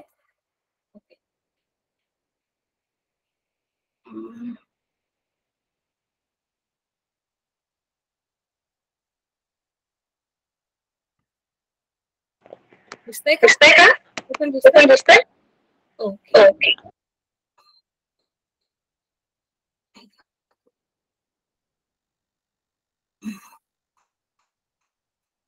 सो आता इथे जर हे शास्त्र आपल्याला समजलंय की बाबा आपली एनर्जी किंवा आपला ऑरा किंवा आपली देहबोली आपल्याला पॉझिटिव्ह ठेवायला पाहिजे, आपण जे बोलतो आहोत त्याच्याशी आपली एनर्जी मॅच व्हायला पाहिजे, तर सगळ्यात आधी समोरच्यानी आपलं ऐकावं, म्हणून आपण आपली एनर्जी पॉझिटिव्ह ठेवायला पाहिजे. खूप वेळा असं होतं, आपण आपल्या मुलांना सांगायला जातो तू अभ्यास कर, तू अभ्यास कर, तो काही अभ्यास करत नाही आणि आपल्याला असं वाटत राहतं तो काही मी कितीही सांगितलं तरी तो अभ्यास करणार नाही. मग जेव्हा तुम्हालाच मनातून असं वाटत असतं की मी ह्याला कितीही सांगितलं अभ्यास कर तरी हा अभ्यास करणार नाहीये, तर ते मूल खरंच तुमच्या रागावैतागानं तुम्ही ओरडल्यामुळे अभ्यास करणार आहे का? नाही करणार. तर त्याच्यासाठी आधी तुम्हाला तुमची एनर्जी पॉझिटिव्ह करायला पाहिजे. किंवा आता तुमच्या सासूबाई आहेत त्या तुमचं ऐकतच नाहीये, नवरा तुमचं ऐकतच नाहीये, आयदर तुम्ही तो एक एक्सरसाइज करा की त्याचा आत्मविश्वास नाही पण त्याचा जो इगो आहे, त्याचा जो अहंकार आहे तो कमी झालाय आणि तो तुमच्या पातळीवर येऊन तुमचं ऐकतो आहे. किंवा तुम्ही जेव्हा तुम्ही लहान मुलांना किंवा तुमच्यापेक्षा लहान आहेत त्यांना काही फीडबॅक द्यायचा असेल, त्यांना काही सांगायचं असेल, तर तिथे तुम्ही त्यांच्या पातळीवर आधी उतरा. तुम्ही तुमची एनर्जी क्लीन करा. माझं मूल माझं ऐकेल हे मनात आधी ठरवा. माझ्या सासूबाई ऐकतील. कधी कधी कसं असतं की आपण ज्या लेव्हलनी बोलतो ना त्या लेव्हलनी समोरचा बोलत नसतो, आपली आणि त्या समोरच्याची लेव्हल मॅच होत नाही. खूप वेळा असं होतं की सासू आणि सुनेची भांडणं होतात किंवा त्यांचे विचार पटत नाही. त्याला एक मोठं कारण आहे की आजकालच्या सुना ह्या भरपूर शिकलेल्या असतात आणि सासवा जरा कमी शिकलेल्या असतात. आजकालच्या सुनांना बाहेर जाऊन नोकरी करायला मिळते, त्या सासवांना असं जग नाही बघायला मिळालं त्यांच्या वेळेला. आता तुमच्याकडे वॉशिंग मशीन आहे, डिशवॉशर आहे, हे सुख त्यांना त्यांच्या वेळेला नाही मिळालं. त्यांना पाटा वरवंटा होता, बदाबदा कपडे धुवायला लागायचे आणि कुठेतरी ना ते एक मनात राहून गेलेलं असतं. तर थोडंसं अशा वेळी आपल्या सासूला समजून घ्यायचं. नवऱ्याला थोडंसं बाबा त्यालाही प्रेशर असतं, बाहेर पैसे कमवणं इतकंही काही सोपं नाही, बाहेरच्या जगात 100 माणसांना त्याला तोंड द्यावं लागतं. किंचित आपण थोडं पॉझिटिव्ह विचार त्यांच्या बाजूनं त्यांच्या जागी आपण आपल्याला ठेवून बघितलं पाहिजे. आणि एम्पथी असा हा शब्द आहे इंग्लिशमध्ये, मराठीत त्याला एवढा चांगला शब्द नाही. तर एम्पथेटिकली आपण जर त्या माणसाचा विचार केला ना, आपोआप तुमची एनर्जी त्या माणसासंबंधी पॉझिटिव्ह होईल. अजून एक, समोरच्या माणसाचा पूर्ण ऐकून आता विचार करा, तुमचा मुलगा शाळेतून आला, दप्तर फेकलं, चपला फेकल्या आणि तुम्हाला म्हणाला आई मी उद्यापासून शाळेत नाही जाणार आहे, मला अजिबात शाळेत जायचं नाही, मला सांगायचं नाही मला शाळेत जा म्हणून. तुम्ही काय म्हणाल? सोडा, मी काय करील, एक कानफडात देईल आणि कारट्या लाज वाटते का शाळेत जाणार नाही म्हणायला? एवढी लाखाची फी भरायला लागते, बाप रात्रीचा दिवस करतोय, तुझी फी भरता भरता आमच्या नाकी नऊ येतात आणि तू म्हणतो शाळेत नाही जाणार तर काय करणार? भांडी घासणार का घरात बसून, का फरशी पुसणार, काय करणार? इथे तुम्ही तुमच्या मुलाचं बिलकुल ऐकून घेत नाही आहात आणि मग ते मूल समजतं आईला काहीही सांगून उपयोग नाही. पुढे ते मूल हाताबाहेर गेलं तर त्याला जबाबदार असतो ते आपण. आता जर तुम्हाला असं वाटतं की तुमचं म्हणणं तुमच्या समोरच्यानी ऐकून घ्यावं, सगळ्यात आधी तुम्ही त्याला ऐका. ते मूल जर तुम्हाला म्हणाल आई मी नाही शाळेत जाणार आहे, येऊन असं हातातलं काम बाजूला टाका लगेच आणि त्याच्या जवळ जा, त्याला पाणी प्यायला सांगा, त्याला विचारा काय झालं बाळा, काय झालं, का नाही शाळेत जायचंय तुला? तो म्हणाल नाही जायचं. अरे पण काय झालं ते तर सांगशील, म्हणजे का नाही जायचं असं नका विचारू, पण काय झालं ते तर सांगशील. मला आज टीचर ओरडली. ओके, का बरं? मी होमवर्क नव्हता केला. आता मी होमवर्क नव्हता केला हे माझ्यासाठी पुरेसा आहे पोराला फटकवून काढायला, पण पुन्हा राग आवरा. होमवर्क नव्हता केला. बरं, का बरं?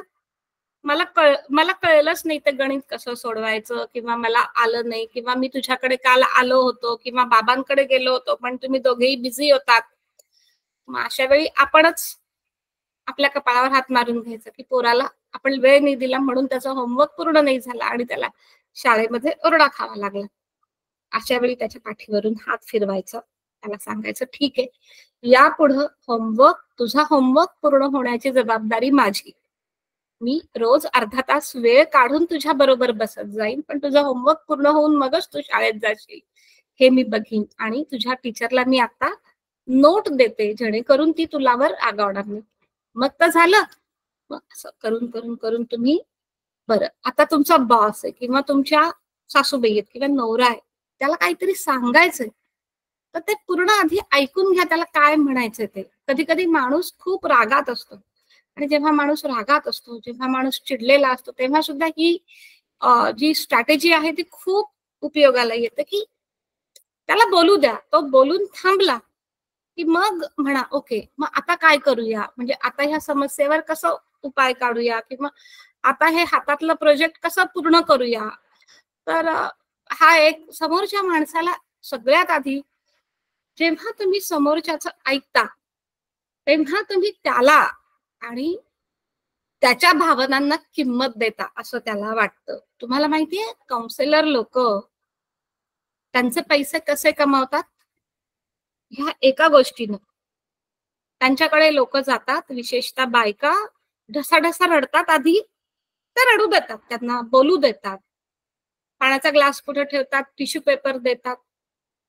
ती बाई एकदाची मोकळी झाली रडून बोलून की मग विचारतात अच्छा बरं मग आता आपण काय करूया, आता काय करायला पाहिजे असं तुम्हाला वाटतं. त्याच बाईकडून तिच्या आयुष्याच्या प्रश्नांची उकल करून घेतात. ओके, तुमच्या नात्यामध्ये पण अशी काही माणसं असतील की ज्यांच्याकडे गेलात तुम्ही की तुम्ही त्यांना तुम्ही तुमचे प्रश्न सांगू शकता. ते तुम्हाला जज नाही करणार, ते तुम्हाला चूक बरोबर नाही ठरवणार, तुझंच चुकतंय त्याचं बरोबर आहे असं नाही सांगणार. ते तुम्हाला संधी देतील तुमचं कुठे चुकतंय हे स्वतः आत्मपरीक्षण करण्याची. तर ही एक सगळ्यात महत्वाची गोष्ट आहे की तुम्हाला जर समोरच्या माणसाने तुमचं ऐकावं असं तुम्हाला वाटत असेल तर तो तुमचं ऐकेल ही पॉझिटिव्ह भावना तुमच्यात असली पाहिजे आणि तुमचं म्हणणं त्याच्यासाठी तितकं महत्वाचं आहे हेही तुम्हाला कळलं पाहिजे. त्याच्याबद्दल तुम्हाला कळकळ असली पाहिजे. एक मराठीत म्हण आहे, मांजरीचं दात तिच्या पिलाला लागत नाही. ती मांजर अशी इकडून तिकडे वाघ सिंह सुद्धा आपली छोटे छोटे बछडे असं घेऊन जातात. त्यांचा तर जबडा केवढा तीक्ष्ण आणि टोकदार असतो, ते काहीही वाघाचे दात फाडू शकतात. पण तेच जेव्हा ती वाघीण असते तेव्हा ती आपली पिल्लं मात्र अगदी हळुवारपणे इकडून तिकडे नेते. तसंच आपल्याला ज्या माणसाने आपल्यासाठी खूप खस्ता काढल्या आहेत, ज्यांनी आपल्यासाठी काही केलेलं आहे, तो माणूस आपल्यावर रागवला तरी आपल्याला वाईट नाही वाटत. आपला जवळचा मित्र आपल्याला बोलला अरे तुझं चुकलं त्या दिवशी, तरी आपल्याला वाईट नाही वाटत. आपण त्याचं ऐकून घेतो का? कारण त्या माणसाला आपल्याबद्दल कळकळ आहे, त्याची भाषा कशी आहे, तो काय बोलला, त्यांनी 4 शिव्या घातल्या आपल्याला, त्याच्याशी आपल्याला देणं घेणं नसतं. कारण का? तर त्याला तुमच्याबद्दल कळकळ आहे, तो तुमच्या हिताचं सांगतोय, तो जे सांगतोय ते त्याचा स्वार्थ नाहीये म्हणून तो, आणि तरीही तो तुम्हाला सल्ला देतोय. मी ही सिरीज लिहिण्याआधी बऱ्याच जणांना विचारलं की तुम्हाला माझ्यातलं काय आवडतं, तर त्यातल्या 2-3 जणांनी उत्तर दिलं तू सल्ले देते ना ते फार आवडतं आणि त्या सल्ले देण्यामध्ये तुझा काही स्वार्थ नसतो, तू लिटरली आमचं भलं व्हावं, आम्ही पुढच्या लेवलला जावं म्हणून तू सल्ले देतेस. मी म्हटलं अरे वा, म्हणजे एक कुठेतरी ते जाणवतं की त्यांना जाणवतं की स्वातीताईला माझ्याबद्दल कळकळ आहे म्हणून ती मला सल्ला देते, म्हणून ती आउट ऑफ वे जाते आहे, ती सांगते आहे हे कर का ते कर. त्याला समजून घेऊन म्हणजे काय, त्याच्या भावना समजून घेऊन, जसं आता आपण ऐकलं की त्याला काय करायचंय नक्की. खूप वेळा फेसबुकवर मी बघते आजकाल खूप लोक त्या समोरच्या माणसाला त्यांनी काहीही प्रश्न विचारलेला असू दे हे आपलीच कथा सांगत असतात आणि त्याला काहीतरी भलभलते सल्ले देत असतात. मी एकदा नवनाथ सरांबरोबर बोलले ह्या प्रश्नावर, ते म्हणाले असं करूच नका, आपले जे खूप महत्वाचे प्रश्न आहेत ते इथं कोणाकडेही घेऊन जाऊ नका, ते शक्यतो आपल्या कुटुंबामध्ये किंवा जो माणूस तुम्हाला समजून घेईल किंवा एखाद्या प्रोफेशनल काउन्सिलर कडे जा.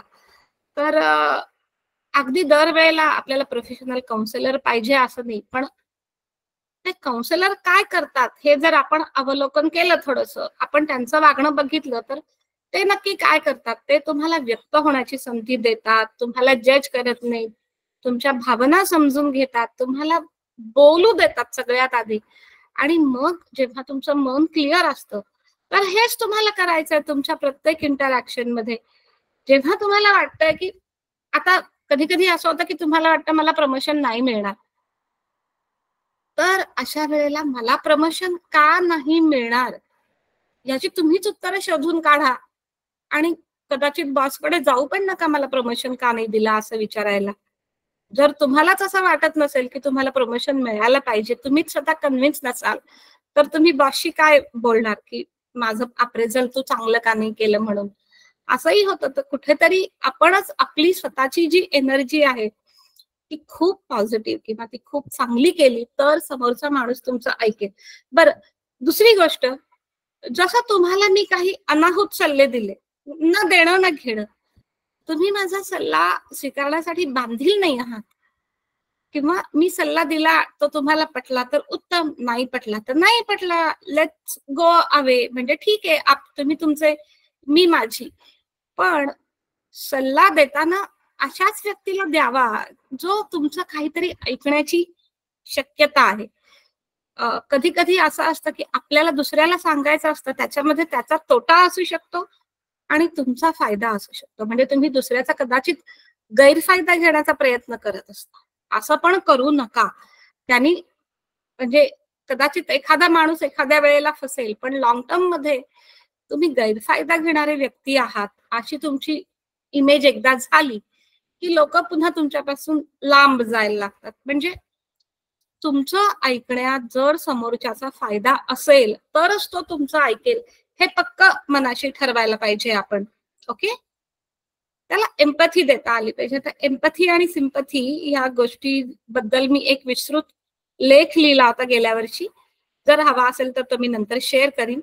तर त्या माणसाला आपल्याला एम्पॅथी देता आली पाहिजे. म्हणजे काय की त्याला पूर्णपणे समजून तो ज्या परिस्थितीमध्ये आहे किंवा तो जर एखाद्या समस्येमध्ये आहे तर त्याला हात देऊन आपल्याला त्याला वर काढता आलं पाहिजे त्या समस्येमधून. त्याला म्हणायचं एम्पॅथी. त्याला एम्पॉवर करता आलं पाहिजे. शेवटचा पॉइंट, मुलांचं यथोचित कौतुक केलं पाहिजे. आपण आपले आई वडील, त्यांचे आई वडील ह्या सगळ्यांना एक ट्रेनिंग दिलेलं आहे की पोरांना कौतुक नाही करायचं त्यांचं जास्त, नाहीतर ती पोरं डोक्यावर बसतात. आणि कधी आपल्या आई वडिलांनी आपलं कौतुक केलं असेल असं आपल्याला आठवत नाही. पण जर तुम्हाला असं वाटतं की तुमच्या मुलांनी चांगला अभ्यास करावा, त्यांनी चांगलं करिअर करावं, तर मुलांना धीर देणं, तू हे करू शकतोस असा विश्वास देणं, त्यांचं योग्य वेळी कौतुक करणं. नाही मिळाले 95, 90 मिळाले तरी कौतुक करणं. अगदी 85 मिळाले तरी ठीक आहे, तू अभ्यास तर केलास, तुला ज्ञान तर आहे. नेमकं पेपरमध्ये लिहिताना ते 3 तास जरासे तुझे नव्हते म्हणून मार्क कमी पडले, हरकत नाही. आणि सायकोलॉजिस्ट सांगतात गुड बॉय आणि गुड गर्ल अशा ब्लँकेट संज्ञा नाही वापरायच्या. तर त्यांच्या कामाचं कौतुक करायचं, त्यांच्या धडपडीचं कौतुक करायचं. चांगलं काम केलं तर चांगला रिझल्ट मिळेल हा विश्वास त्यांना देण्यासाठी तुम्ही सुरुवातीपासून त्यांच्या कामाचं कौतुक करत जा. मुलांचं आपल्या नातेवाईकांचं, मित्रमैत्रिणींचं, छान दिसतीयस तू, मनापासून म्हणा मैत्रिणीला, छान दिसतीयस तू, खूप छान, तुझे कानातले खूप छान आहेत, स्किन खूप छान आहे. नवऱ्याचं कधीतरी कौतुक करा, सासूचं कौतुक करा, तुम्ही खूपच छान बनवता लाडू, किंवा इतर काही टापटिपीची असेल तुमची सासू, जे काही असेल ते थोडं कौतुक करायला शिका. आपल्या इंडियामध्ये, भारतामध्ये फार माणसं अशी आकडू असतात, खडूस असतात, जाम कौतुक करत नाहीत कोणाचं अजिबात. असं आवडलं तरीही कौतुक नाही करायचं. आणि 2 वर्षांपूर्वी मला सांगितलं गेलं की तू एक पुस्तक वाच, 1 मिनिट मॅनेजर. खास कारण मी बऱ्यापैकी क्रिटिकल होते त्यावेळेला, आणि 1 मिनिट मॅनेजर हे पुस्तक वाच. तर त्या पुस्तकामध्ये सांगितलं जेव्हा तुम्हाला दुसऱ्यांचं कौतुक करायचं असेल तर ते ग्रुपमध्ये करा. कधीही आणि जर तुम्हाला काही फीडबॅक द्यायचा असेल, समोरच्याने आपलं वर्तन सुधारावं, काही चेंज करावं असं वाटत असेल, तर ते 1 to 1 मध्ये द्या आणि दुसऱ्याचं कौतुक अगदी बेंबीच्या देठापासून करा. तर अशा काही टिप्स आहेत आणि थँक्यू सो मच. तुम्ही सगळेजण इथे आलात, एवढा वेळ मला ऐकलत आणि मला माहिती नाही की बोलावं कसं हे तुम्हाला सांगताना मी इफेक्टिव्ह होते की नाही, मी किती इफेक्टिव्ह होते, हा फीडबॅक मला नक्की द्या. आणि खूप खूप धन्यवाद मला ही संधी दिल्याबद्दल, नवनाथ सर, सविता मॅम आणि ऑल टीम दुर्गा आणि भवानी. तर thank you. Thank you so much ma'am.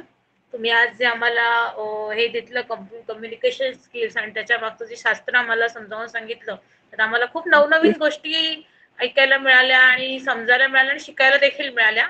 आणि ह्या ज्या तुम्ही काही टिप्स दिल्यात आधीमध्ये, त्याचा आम्हाला नक्कीच आमच्या पुढच्या आयुष्यामध्ये खूप फायदा होणार आहे सर्वांना. त्याबाबत मी तुमचे मनापासून धन्यवाद देते. आणि आता आपण पडूया. आधीच आपण लेक्चर थोडंसं आपलं एक 10-15 मिनिटं उशिरा सुरू झालेला आहे, त्याच्यामुळे आपण थोडंसं लांबलं गेलंय. तरी आपण एक लवकरात लवकर कोणाला काही प्रश्न असतील तर कृपया विचारावे, हँड रेज करावे. आम्ही तुम्हाला एकेकाला संधी नक्कीच देऊ. येस. कावेरी देवरे, तुम्ही हँड रेज केलेला आहे, तुम्हाला प्रश्न तुम्ही विचारू शकता. नाही मॅडम, तेव्हा सांगायचं होतं ते आय कॉन्टॅक्टचं, तेव्हा केला होता हँड रेज. ओके मॅम, तुमचा हँड रेज आहे ना, म्हणून विचारलं. कुणाला काही प्रश्न आहेत तर कृपया हँड रेज करा. तुम्हाला काही फीडबॅक द्यायचा असेल तरी देखील हँड रेज करा. आजच्या लेक्चर बद्दल मॅमशी कोणाला बोलायचं आहे, कुठल्या शंका आहे किंवा काही विचारायचं आहे तर तुम्ही हँड रेज करू शकता. सांगू मॅडम? हा, मला म्हणजे प्रश्न नाही विचारायचे, फक्त फीडबॅक द्यायचा आहे. सुंदर सांगितलं मॅडमांनी. मी थोडीशी लेट जॉईन झाली, पण मग असं वाटतं थोडं लवकर व्हायला पाहिजे होतं जॉईन. सुंदर सांगितलं मॅडमांनी. जे कौतुक करायचं हे पण हे खूप सांगितलं, छान सांगितलं, जेणेकरून आपण रिलॅक्स होऊन जातो त्याच्यातून. आपलंही थोडंसं टेन्शन असतं तेही कमी होऊन जातं. समोरच्याचं कौतुक, समोरच्याच्याही चेहऱ्यावर स्माइल होतं आणि आपल्याही चेहऱ्यावर. हीच ट्रॅजेडी मी याच्यात वापरते ऑफिसला जाताना.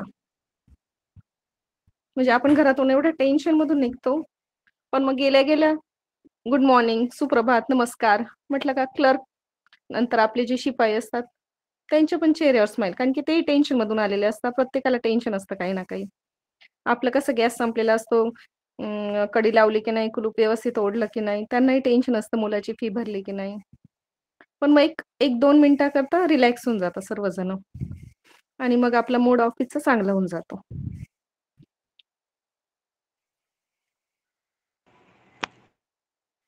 पुढे सांगितलं. खूप छान मॅम. Thank you so much. तुम्ही हा एवढा अप्रतिम धन्यवाद दिलेला आहे आम्हाला अभिप्राय दिल्याबद्दल. अजून कोणाला काही बोलायचं आहे का? मॅमने आज आपल्याला खूप काही शिकवलं. आपली एनर्जी कशी क्लीन करायची, त्यासोबतच संवाद साधताना महत्वाचं काय आहे हे आपल्याला फक्त वाटतं आपण काय बोलतो आपण ह्याच्यावर कॉन्सन्ट्रेट करतो, पण त्याच्या ऐवजी देहबोली जी 55% आपला महत्वाचा रोल निभावते. त्यानंतर आपला आवाजाचा टोन हे महत्वाचा रोल निभावतो आणि आपण काय बोलतो हे फक्त 15% आहे, हे मला आजच समजलेलं आहे.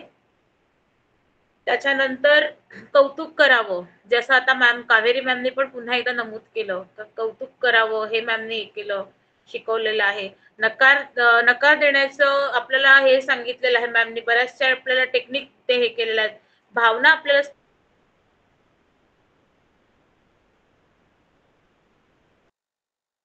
या सगळ्या गोष्टी आज आपण इथे बघितलेल्या आहेत.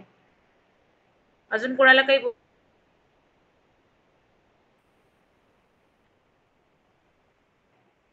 हा, नयन पुराव बोलू शकता आपण. नमस्कार मॅम. ज्यावेळेला तुम्ही एक्झाम्पल दिलत ना, त्यावेळेला मला सरांची गोष्ट आठवली. सरांनी एकदा एक्झाम्पल दिलं होतं की आपल्याला फार राग आला तर मी एक फनी थिंग करतो. काय करतो तर त्या व्यक्तीला वेगवेगळ्या प्राण्यांचं धड जोडतो किंवा त्याला वेगवेगळ्या अशी शेपटी जोडतो असं, आणि मी माझ्या रागावर कंट्रोल आणतो. म्हणजे ते समोरच्या व्यक्तीवरती आपल्याला इतका राग असतो तर तो घालवण्यासाठी काय करावं ही जी ट्रिक होती ते आज तुम्ही जेव्हा सांगितलं तेव्हा मला ते पटलं आणि थोडंसं मी सुद्धा असं नेहमी प्रयत्न करते. कारण नॉर्मली काय होतं आणि तुम्ही जे दुसरं मुलांचं एक्झाम्पल दिलं ते पण चांगलं होतं. कारण काय काय वेळेला काहीतरी विचित्र वागतात मुलं म्हणजे आपल्याला पटकन राग येतो. पण कशा पद्धतीने त्यांना समजून घ्यायचं आणि इतके तुम्ही प्रश्न त्या मुलाला विचारले की बाबा तू का नाही शाळेत जाऊ शकत, तर अशा प्रकारे वेगवेगळे प्रश्न विचारून आपण त्यांच्या अंतर्मनात काय चाललंय ते काढून घेऊ शकतो. आणि म्हणजे ते एक टेक्निक जे तुम्ही सांगितलं असे प्रश्न विचारून त्यांना मोकळं करून घ्यायचं ते मला आवडलं. म्हणजे ते छान वाटलं मला. मी त्याचा वापर करू शकते मुलांच्या बाबतीत. बाकी मी अर्धच ऐकलं पण आता म्हणजे जेवढं मी ऐकलं ना तेवढं खूप छान झालं, आवडलं मला. म्हणजे मलाही मॅम थँक्यू सो मच. खूप छान अभिप्राय दिलात आपण. अनिता तांडेल मॅम आपण बोलू शकता.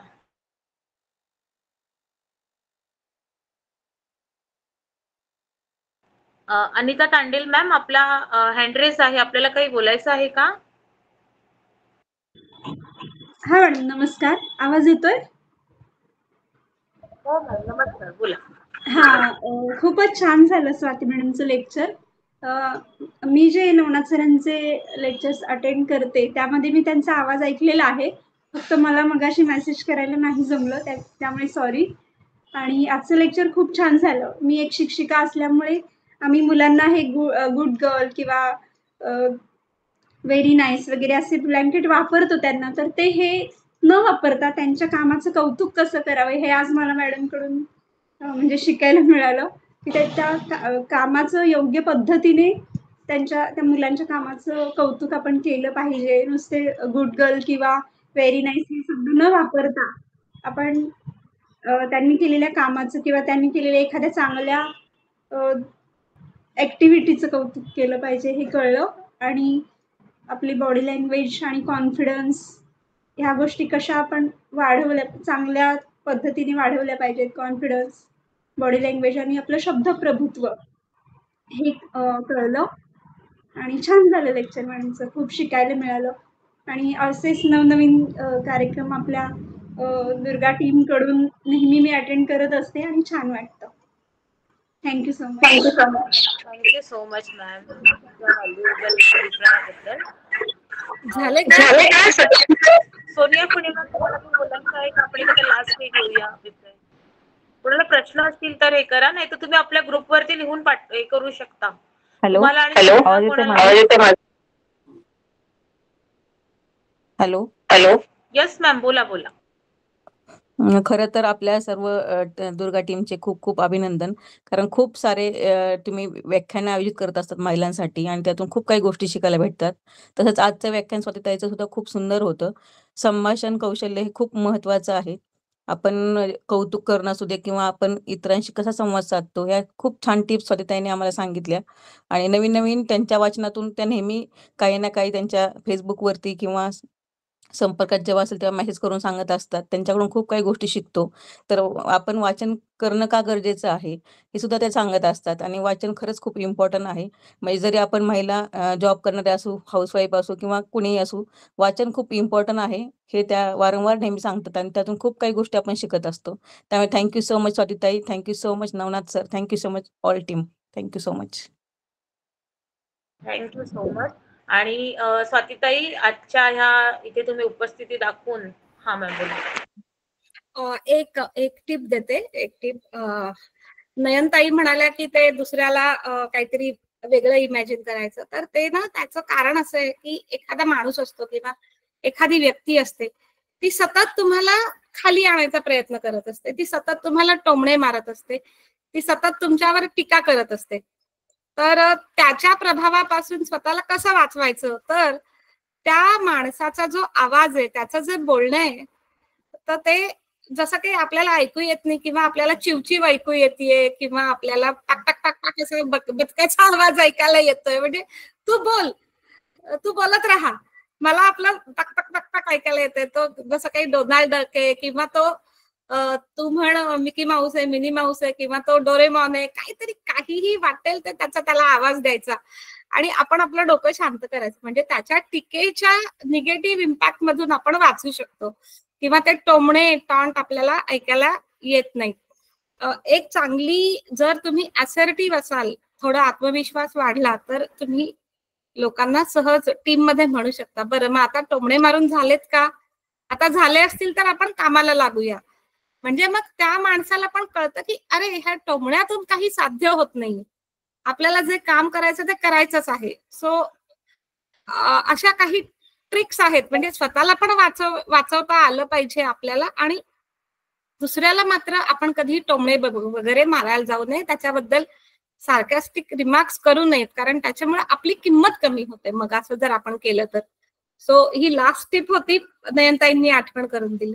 सो थँक्यू सो मच पुन्हा एकदा ह्या संधीसाठी दीपिका, आणि थँक्यू नवनाथ सर आणि ऑल टीम दुर्गाची आणि थँक्यू सो मच मॅम. तुम्ही खूप छान आम्हाला सगळ्यांना मार्गदर्शन केलं आणि तुमचा अमूल्य वेळ दिला तिथे आम्हाला. मॅम ह्या साऱ्याचे क्लासेस देखील चालवतात, तर कोणाला ह्याच्यामध्ये जॉईन व्हायचं असेल तर आमच्याकडून तुम्ही नंबर घेऊ शकता मॅमचा आणि तुम्ही जॉईन होऊ शकता त्यांना. आणि मॅम तुझी दुर्गा तू भवानी टीम तर्फे मी तुमचे खूप मनापासून आभार मानते आणि सगळ्यांना नवरात्रीच्या पुन्हा एकदा खूप खूप शुभेच्छा. आणि आता आपण इथे थांबूया. धन्यवाद.